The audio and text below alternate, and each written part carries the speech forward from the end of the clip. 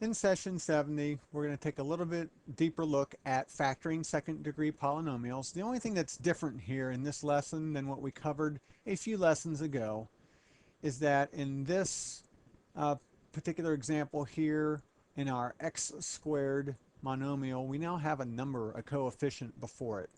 In previous lessons, we were factoring things that started with an x squared. Here, we're going to start with something that has a coefficient before the x squared. So we just simply need to take that coefficient into account as we are doing our factoring.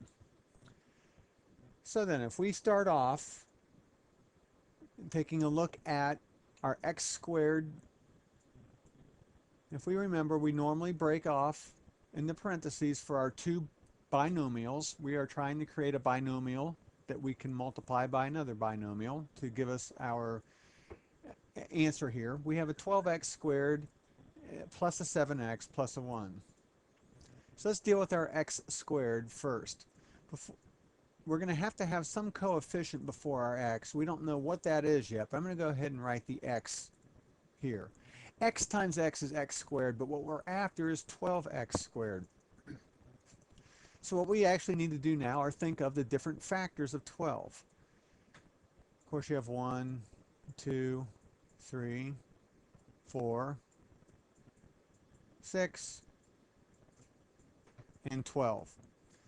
So either we're going to have a 1x and a 12x, because 1 times 12 would be 12. We're going to have a 2x or a 6x and a 6x, or we're going to have a 3x and a 4x, because the 3 times the 4 is 12, 2 times 6 is 12, and 12 times 1 is 12. Now, in our last term here, we actually are given a pretty strong hint. We have a plus 1 here. And as far as integers go, there's only two different ways we can get a plus 1. And that's if we have a 1, a plus 1 here, and a plus 1 here, or if we have a minus 1 here and a minus 1 here. Now if we take a look at our middle term here, it's a positive 7x. And what we need here is a positive x for an answer for our middle term. If we had a minus 1 here and a minus 1 here, that would mean all of our x's here for our middle term would be minus, and we end up getting some type of negative x term. Since we need a positive x term, and this is a 1 and this is a 1, we now know that this needs to be a plus 1 and a plus 1. So the only thing that we're left really trying to figure out now is what coefficient goes before the x here and what coefficient goes before the x there. So let's just go ahead and try some values. Let's say we were to put 12x here and a 1x here. Well, our 12x times a 1x is going to be a 12x squared. Our 12x times 1 is going to be a plus 12x. This 1 times this 1x is going to be a plus 1x, giving us a plus 13x, and then this 1 times the 1 will be a plus 1. In this situation, we have a plus 13x, and what we're after here is a plus 7x. So we know that 12 and 1 do not work. So our factors of 12 and 1, I can come over here now and erase. So that now leaves us with 2, 3, 4, and 6. So we're either going to have to choose 2 and 6 because 2 times 6 is 12, or we're going to have to choose 3 and 4 because 3 times 4 is 12. Let's just choose our next one, 2 and 6. So let's go ahead and stick a 2 here, 2x, and a 6 here for 6x. Our 2x times 6x is going to be 12x squared. That's what we're after here. Our 2x times 1 is going to be a plus 2x. Our 1 plus 6x is going to be a plus 6x, giving us a plus 8x, and then 1 times 1 is going to be 1. In this situation, we're given a plus 8x in our middle, but what we're after is a plus 7x. So what we know now is that the plus 2x here and the 6x here, the 2 and the 6 don't work. So we can come back here now and erase those, and what that now leaves us is a 3 and a 4. So let's go ahead and stick the 3 in here and the 4 And let's go ahead and completely multiply it out here. 3x times 4x is 12x squared. 3x times 1 is a plus 3x. That takes care of our first term. We're now going to distribute our second term. 1 times 4x is plus 4x. And then lastly, our 1 times 1 is going to be a plus 1. Now we can come here and combine like terms. There's only one term that has an x squared in it, so that's just going to be 12x squared. That takes care of that term. Our 3x here and a 4x here, they both have a degree of 1 for our variables, so we can combine those together. 3x plus 4x is 7x. That takes care of those two terms, and then lastly, that leaves us with a plus 1. And as you can see, we have a match. That 12x squared plus 7x plus 1 is in fact what we started off with.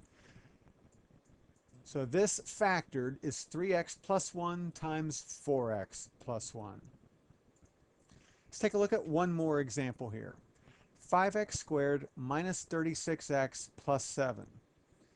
You know, at first sight that looks a little bit intimidating, but you can see here it's actually going to possibly be even a little bit simpler than the one that we just did.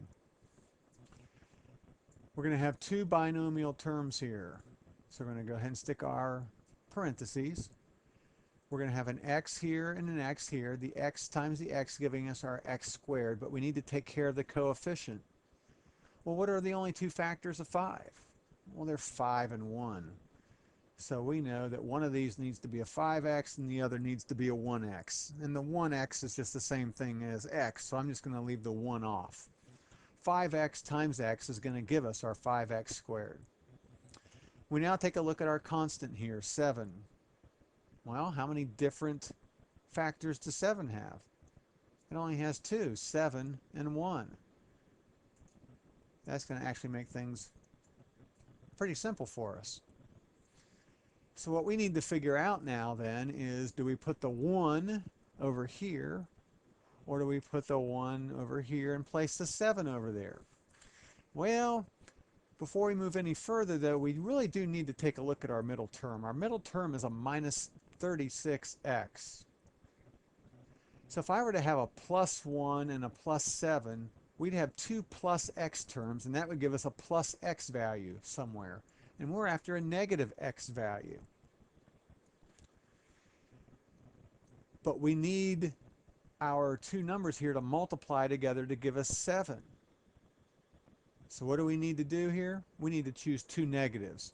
So let's put a minus 7 here and a minus 1 here. Let's go ahead and multiply it out. 5x times 5x is 5x squared. 5x times minus 1 is minus 5x. Now we're going to distribute our 7. Minus 7 times x is minus 7x. And minus 7 times minus 1 is plus 7. Minus 5x combined with minus 7x is only minus 12x, and we're after minus 36x. So this won't work. The minus 7 can't go over there. But our only two factors can be 1 and 7, or minus 7 and minus 1. So what do we do here? We swap.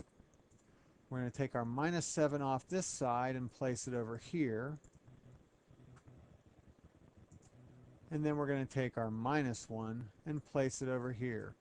Now let's see what goes on. 5x times x is our 5x squared.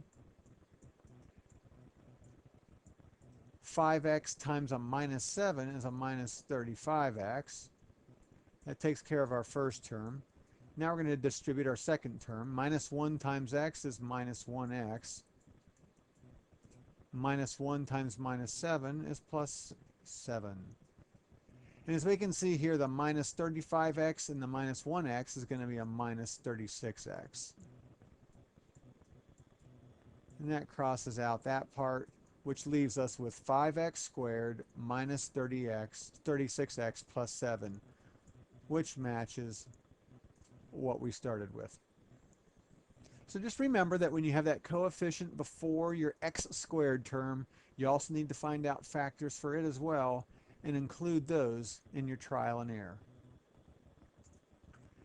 Lastly, just as a review, when factoring, sometimes it's helpful to write down the different factors of a number so that it's quicker to use them in the trial and error method. And that's what I did on the previous. We took the different factors of 12, 3, 4, 2, 6, 1, 12, and we wrote those down, and we used a process of elimination then to help us with our trial and error.